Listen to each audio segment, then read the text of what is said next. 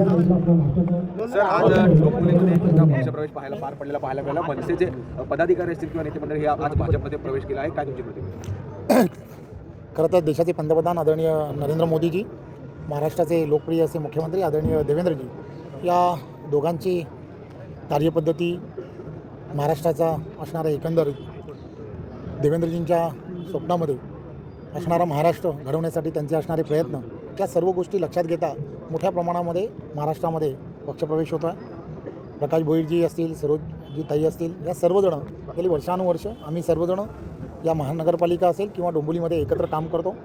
आणि आपल्याला माहीत आहे की पॅनल्सच्या आणि या परिस्थितीमुळे दोघंही नगरसेवक म्हणून काम करत असताना दोघंही वेगवेगळ्या पॅनल्समध्ये गेल्यामुळे थोडासा अडचणीचा भाग, टेक्निकली ज्याला म्हणतात, तो फार मोठ्या प्रमाणामध्ये या ठिकाणी दिसून आला.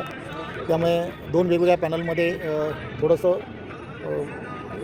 पुन्हा निवडणुकीला सामोरं जाणं हे सर्व कार्यकर्त्यांचं असं मत झालं की आपण काय करावं. आणि मग मी खरं तर त्या सर्व कार्यकर्त्यांचं आणि प्रकाश भोईरजींचं मनपूर्वक धन्यवाद यासाठी देतो की त्यांनी अशा सगळ्या परिस्थितीमध्ये भारतीय जनता पार्टीमधून लढण्याच्या संदर्भातला निर्णय घेतला. आम्ही वर्षानुवर्ष एक परिवार म्हणून एक डोंबिवलीमध्ये काम करतो आहे. त्यामुळे त्यांनी आज जो प्रवेश केला आहे त्याबद्दल मी त्यांचं मनपूर्वक धन्यवाद देतो. ही माजी नगरसेवक आपल्या कल्याण डोंबिवलीमध्ये दोन्ही ठाकरे बंधू एकत्र येण्याची चर्चा होती आणि आता प्रकाश भोईर पश्चिमेतील येणार आहेत असेही तुम्ही संकेत दिले आहेत.